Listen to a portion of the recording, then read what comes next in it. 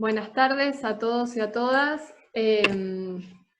Gracias a Sebastián, a Walter, a Agustín, por invitarme a hacer esta charla, esta cátedra de la Diplomatura en Hegemonía, Comunicación y Geopolítica, que está organizada por el CIEPE y la Universidad Plurinacional de la Patria Grande.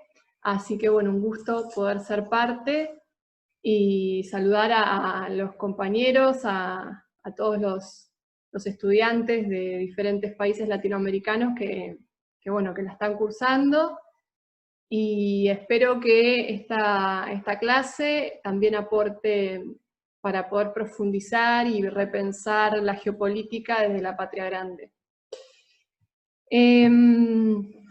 Me presento, mi nombre es Verónica Forsin. Yo estoy terminando el doctorado en comunicación social, soy socióloga, investigo hace muchos años en el CIEPE también, soy docente de la Universidad Nacional de La Plata, en la Facultad de Periodismo y en la Facultad de Psicología, y también una militante social, así que desde todas esas aristas vengo trabajando el tema de las tecnologías, de la información y la comunicación ya hace varios años, y especializándome un poco en la geopolítica, pero más abocada a las disputas en términos de tecnología. Si bien no se puede terminar de comprender las disputas actuales en términos de las tecnologías de las TICs, para abreviar, si uno no comprende la geopolítica actual, así que siempre vamos y venimos. Hay algunos autores que trabajan geopolítica de Internet o la cibergeopolítica como conceptos claves. Realmente me parecen que son muy ordenadores porque los piensan, y yo también escribo a esta línea, piensan a las TICs como un territorio de disputa, es decir, que la tecnología nunca es neutra, y siempre tiene que ver con los proyectos, y está entrelazada a los proyectos políticos que las han desarrollado, y a los procesos históricos en donde se ha ido desarrollando las tecnologías en general, y en particular las TICs. Y ya metiéndonos un poco en este tema, me parecía importante hacer un marco general, y las tecnologías de la información y la comunicación se desarrollaron principalmente, en realidad prácticamente de manera exclusiva, post Segunda Guerra Mundial, principalmente, como decía, de manera exclusiva en realidad, en Estados Unidos. Estados Unidos sale dominante después de la Segunda Guerra Mundial, empieza a construir su hegemonía cultural, económica, política, y va desarrollando toda la tecnología de la información y la comunicación, principalmente a partir de construir un área, de desarrollar un área que se llama el Silicon Valley, el área de California, en Estados Unidos, en donde empieza a apalancar y a construir un microclima, ¿no?, de crecimiento, un polo tecnológico, lo que nosotros llamaríamos I+D, en donde conviven universidades, primero podremos describirlo así, ¿no?, universidades públicas, conviven los intereses políticos y geopolíticos de Estados Unidos, y algunos fondos privados que empiezan también a subvencionar todo el espectro del desarrollo informático de esos momentos. Hay un discurso de Eisenhower, ¿no?, que por primera vez habla de la industria militar, y en términos tecnológicos también, y empieza a problematizar cómo Estados Unidos une lo privado con lo público, y empieza a concebir también la industria militar de otra manera, ¿no? Estados Unidos se vuelve dominante por lejos en esta carrera tecnológica, Y hay muchos hitos a lo largo de la historia, ¿no? Es difícil sintetizar, pero podríamos hablar que a fines de los 90 se empieza a desarrollar un nuevo grupo de corporaciones, que son las corporaciones más abocadas a lo que tiene que ver el software en Internet, del contenido de la red. Internet se va desarrollando, todos sabemos que empieza a partir de DARPA y a partir de intereses militares también. Siempre, y esto es importante, me parece tenerlo en cuenta, entretejidos con empresas privadas, con los que podríamos llamar los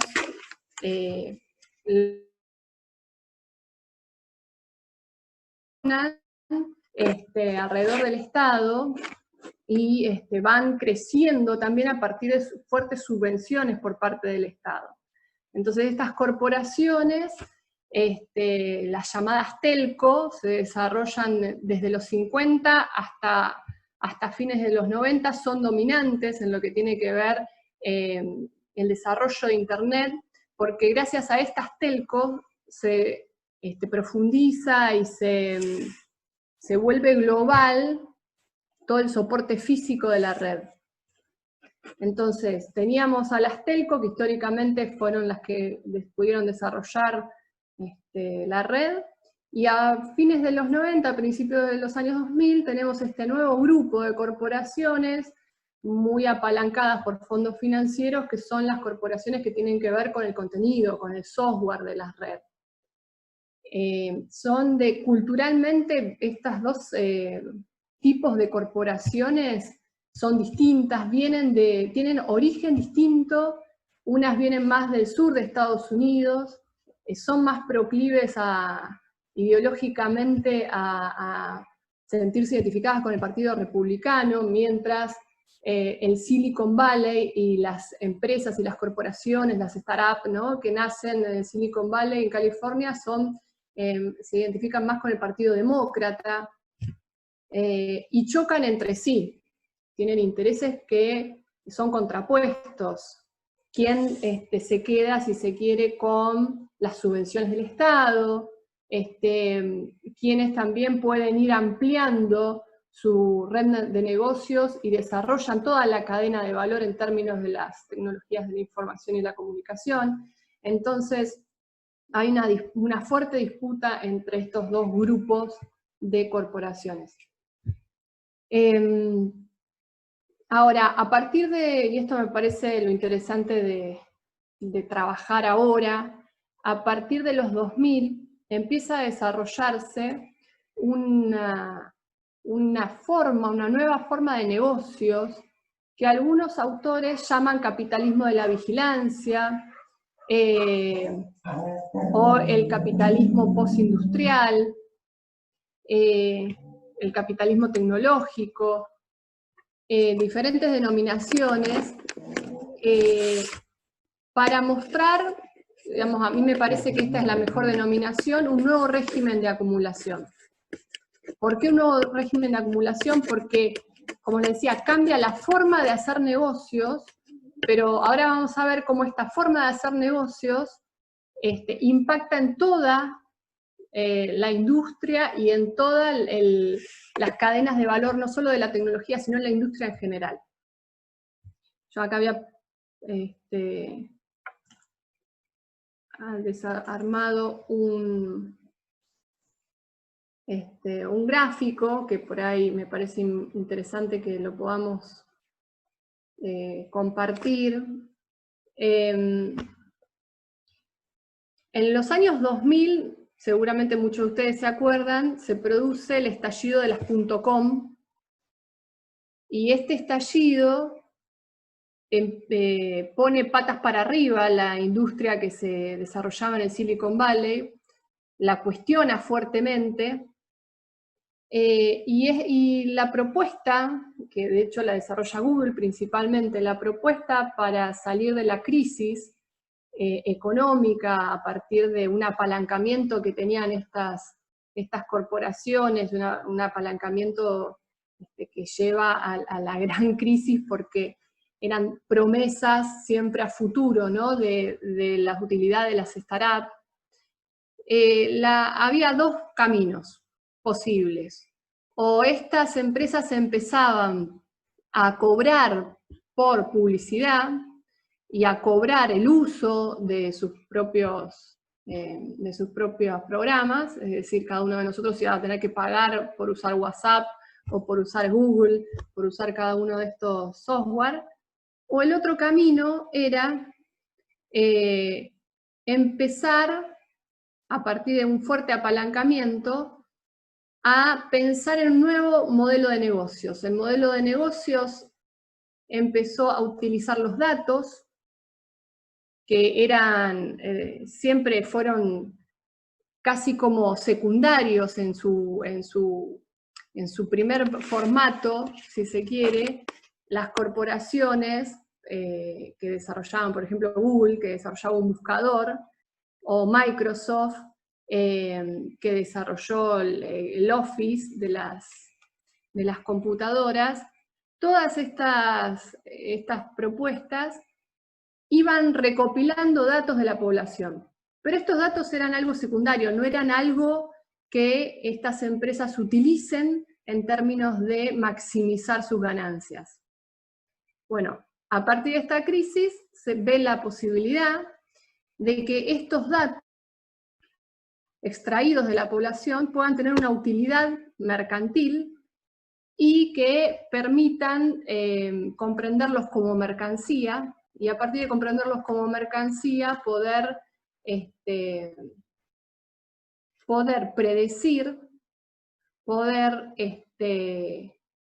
predecir comportamientos, ¿no? Entonces, y Google, hay que decirlo, fue como la principal, la innovadora en este sentido, que empieza a proponer este nuevo formato de negocios. Y no es solamente una cuestión de un nuevo tipo de publicidad, ¿no? Utilizar los datos recopilados a partir de cómo la gente usa estos programas, sino que no es solo venta de publicidad, sino también es inducir, ahora vamos a ver bien en profundidad todo el sistema, ¿no? Inducir a la gente a que se comporte de determinada manera. Y bueno, obviamente Silicon Valley se decidió por este segundo camino, ¿no? No cobrarle a la gente por la utilización de los productos, sino seguir masificando el uso de estos programas a nivel global para obtener cada vez más información y obtener datos de cada uno de los usuarios. Acuérdense que en el 2001 tenemos la caída de las Torres Gemelas, Bush en el poder en Estados Unidos, el mundo se divide entre terroristas y no terroristas, y por lo tanto la vigilancia pasa a ser algo central en la geopolítica estadounidense. Por lo tanto, Internet se produce un cambio y se empieza a utilizar para esta vigilancia masiva, esta vigilancia en todo el mundo occidental, incluso tratando de que también se expanda hacia Oriente. Entonces, Estados Unidos, teniendo la monopolización de programas que ordenan Internet, es decir, que le dan un sentido, como los buscadores, como las redes sociales, plataformas que son centrales para cualquiera de nosotros para usar Internet, Estados Unidos, y específicamente Silicon Valley, monopolizando estos programas, empieza a desarrollar esta mirada que es la de la vigilancia y la importancia de obtener datos y metadatos de la población. Entonces, en términos económicos, acá hay que siempre dividir, ¿no? En términos económicos y en términos políticos, porque hay un cambio estructural en el régimen de acumulación, es decir, en la estructura económica, que también impacta permanentemente en las concepciones de la política. Entonces, en la economía es la extracción de datos de los usuarios de todos estos programas. Acá en el gráfico podemos ver cómo nosotros seríamos la materia prima, ¿no? Entonces, todas nuestras experiencias humanas se condensan y se procesan a partir de los datos. Primero hay una extracción masiva, ¿no? En realidad hay una extracción masiva, una primer mercancía que es la obtención de estos datos. Estos datos, que son los miedos, los gustos, los deseos, las necesidades, esto lo que nos pone alegre, lo que nos pone triste, toda esta capacidad de tener esta información,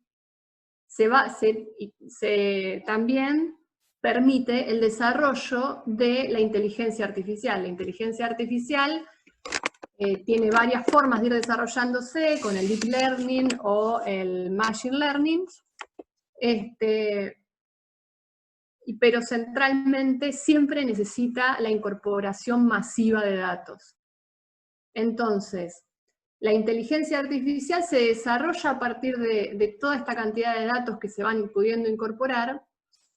También se desarrollan nuevos algoritmos, la ciencia de los datos, un conjunto de programas que permiten procesar esta información, porque la información en sí no dice nada, pero también estas corporaciones van desarrollando otro aspecto que es el desarrollo de la inteligencia artificial, la sintetizan en inteligencia artificial, que es de todos estos aspectos que permiten el ordenamiento y el procesamiento de estos datos. ¿Para qué sirve ordenar y procesar datos? Bueno, por ejemplo, para conocer el perfil psicológico y social de la población. Entonces, estas mercancías se procesan a partir de este nuevo, esto lo tomo de una autora, ¿no? Shoshana Zuboff. Entonces, que esta autora plantea que son esta capacidad de procesamiento es un nuevo medio de producción, ¿no? Que tiene como resultado, por ejemplo, poder decir cuál es el perfil psicosocial de una determinada población. Inducir a una población a comprar determinadas mercancías. Entonces, esos ya son productos de esta forma de producir, de este medio de producción, ¿no? Los nuevos productos, esta autora dice que son predictivos, permiten generar una nueva plusvalía, que es la plusvalía del comportamiento. ¿Por qué una plusvalía? Porque se obtiene un valor a partir de inducir a la gente a que compre determinado producto, a que se comporte de determinada manera. Entonces es una nueva obtención de valor a partir de los datos que vamos dejando en Internet. Entonces, desarrolla estos nuevos productos y obviamente se vende. La capacidad de predecir si tu producto va a ser comprado es una información tremendamente valiosa, porque vos ya de antemano, antes de producir, sabés si tu producto va a ser comprado o no, y con qué intensidad puede ser usado, puede ser comprado. Entonces, impacta en toda la estructura económica. De hecho, por ejemplo, ahora la Ford, que la Ford fue como el paradigma de la forma del régimen de acumulación industrial,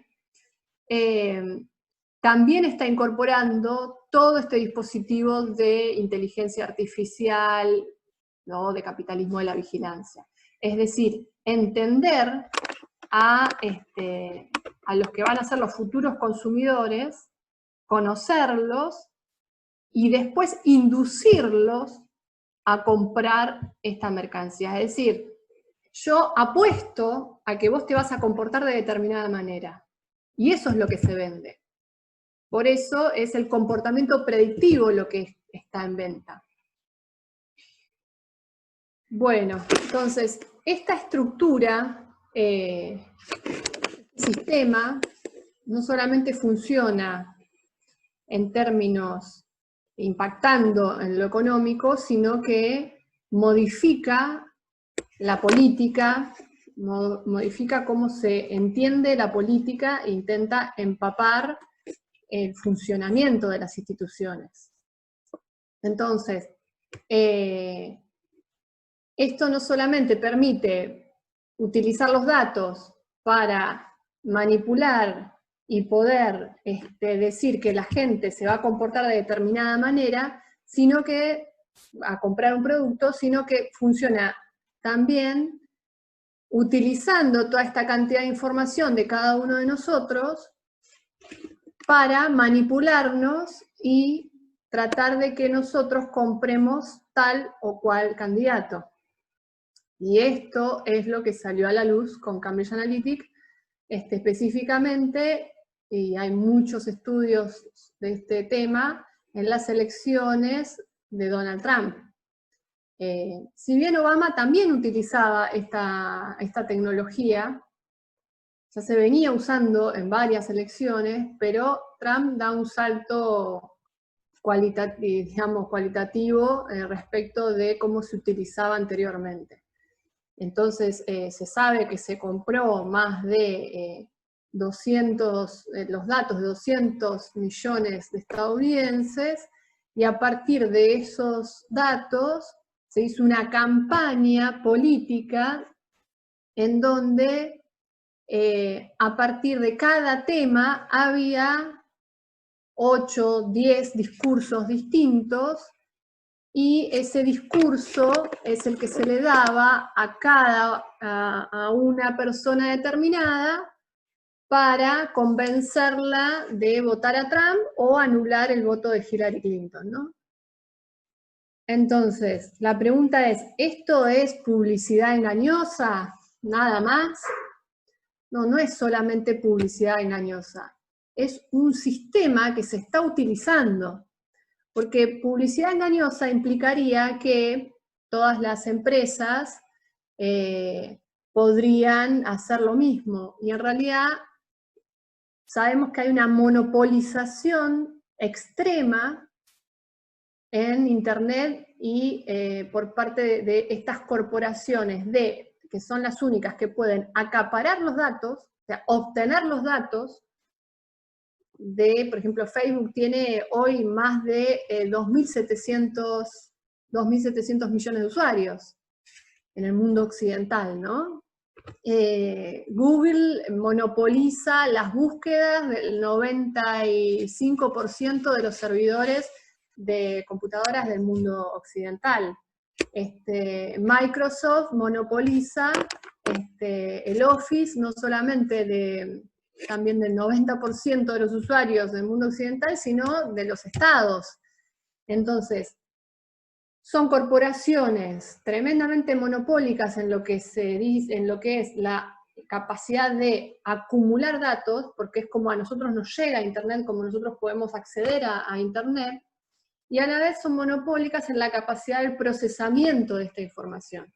Por lo tanto, estas empresas hoy son las que están en la cúspide del capitalismo de la vigilancia. Por eso también su gran valorización en Nasdaq, ¿no? Y en las bolsas de Estados Unidos, porque estas empresas le permiten a otro conjunto de empresas seguir existiendo. Entonces hoy están en la punta de la pirámide capitalista.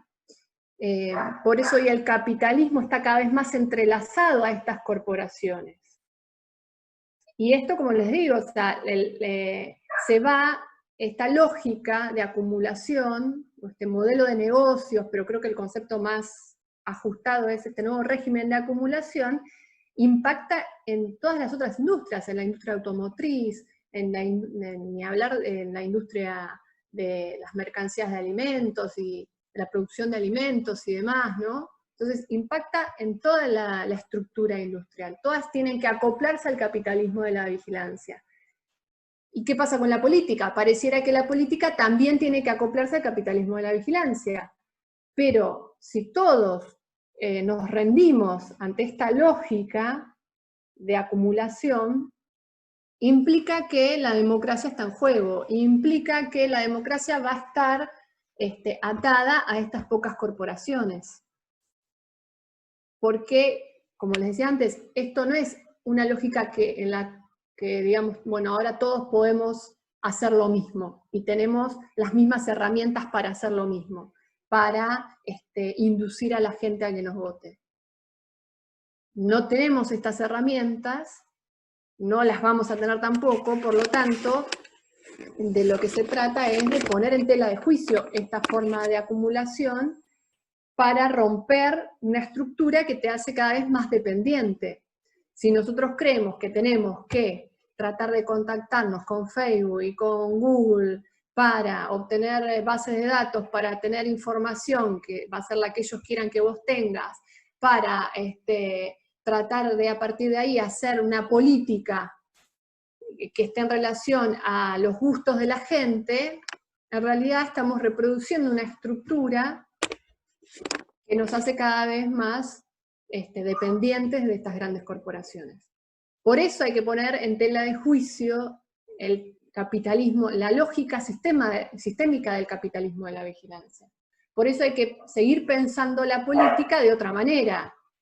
La política en tanto organizaciones territoriales, en tanto redes sociales no virtuales, cómo se amplía la democracia, ¿no? No cómo quedamos subordinados a esta estructura tecnológica. Y acá, digamos, es importante también separar que la tecnología no es el capitalismo de la vigilancia. El capitalismo de la vigilancia es la tecnología monopolizada por este grupo de corporaciones. Es la tecnología en el juego de poder de la actualidad.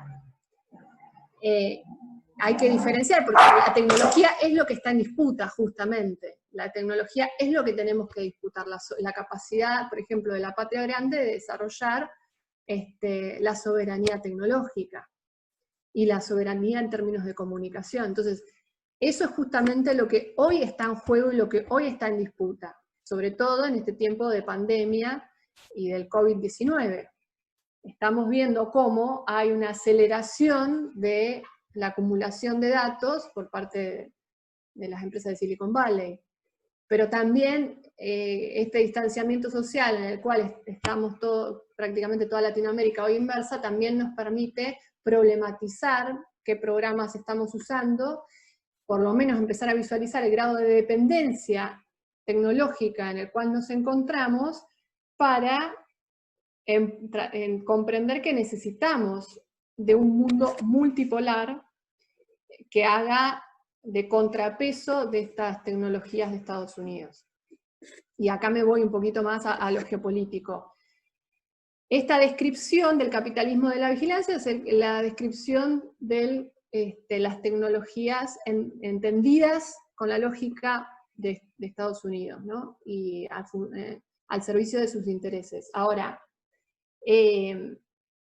a nivel global tenemos esta lógica y tenemos la lógica de China, que hoy por hoy ya ha sobrepasado a Estados Unidos en algunos nichos de las TICs, de las tecnologías de la información y la comunicación, como el 5G. No es que ha superado en todos los nichos, pero se aceleró, su desarrollo tecnológico se aceleró muchísimo en los últimos 5 o 10 años, y hoy tenemos una propuesta muy clara de China de pararse en términos geopolíticos y de disputarle a las empresas, a las corporaciones de Silicon Valley.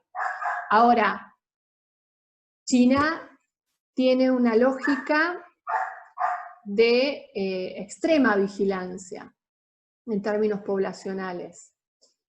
La gran diferencia es que las empresas de China están mucho más entrelazadas al gobierno chino. Son parte prácticamente del gobierno chino, por lo tanto, podríamos decir que están inscriptas bajo una lógica de la democracia, si entendemos que es China, los chinos votan y eligen sus gobernantes, y estos gobernantes son, digamos, los que están empujando este tipo de tecnología. Esto es muy diferente de Estados Unidos, porque Estados Unidos son corporaciones privadas. Entonces, China tiene una propuesta tecnológica también es la de acaparar datos y también es la de procesamiento de estos datos para el desarrollo de la inteligencia artificial. Digamos, resta ver cómo se va a parar China, cuál va a ser la propuesta respecto de incentivar o no el desarrollo tecnológico del resto de los países a nivel mundial, ¿no? La ruta de la seda parece decir que la propuesta es la de un multipolarismo, en donde haya muchos polos de poder tecnológicos también. Entonces, la otra propuesta es la de China en términos de tecnología, no hay mucho más. Rusia también está desarrollando algunas partes y en asociación con China puede ser una tercer potencia en términos tecnológicos. Y después Europa ha quedado tremendamente rezagada, oscila, como oscila en términos geopolíticos, entre, si uno lo ve hoy como una foto, bueno, toda su estructura de Internet es dependiente de Silicon Valley.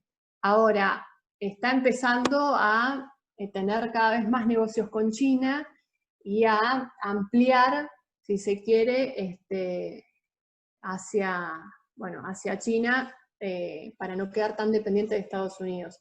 Después, el gran desarrollo de la Unión Europea es todo un sistema jurídico que regule a las grandes corporaciones tecnológicas, lo cual es muy importante, porque para nosotros que somos países que estamos ya afuera de esta disputa, tener peso en términos políticos, en términos jurídicos y en términos político-institucionales de regular a estas corporaciones es la gran herramienta para por lo menos empezar a pensar desde nosotros y que estas corporaciones no utilicen nuestro territorio como un gran territorio de donde solamente se hace minería de datos y después se nos venden esos servicios de estas empresas, de estas corporaciones. Entonces, el desarrollo jurídico y político es una herramienta que tenemos que desarrollar rápidamente, obviamente de la mano de un debate social y de masificar un debate social tremendamente necesario para ser conscientes de esta situación de dependencia y para desarrollar el alfabetismo digital, que es lo que nos va a permitir comprender también cómo utilizar Internet de la mejor manera para no quedar solamente utilizando los 3 grandes programas que se nos venden en los medios de comunicación y se nos aparecen como lo más fácil y lo más cómodo, ¿no? Entonces, bueno, en términos más de disputa geopolítica, lo que podemos ver es esta situación. Europa retrasada, con un gran desarrollo de protección de datos, que nosotros tenemos que incorporar rápidamente, y América Latina afuera de la disputa, con una situación regional bastante compleja, África también afuera de la disputa, ¿no? Esa es la situación en términos de tecnologías. Bueno, espero que haya servido, espero que aporte, la verdad que es difícil estar acá en la computadora hablando a un redondel, pero bueno, cada vez nos vamos acostumbrando más, así que bueno, espero que haya servido y haya aportado. Nos vemos, gracias.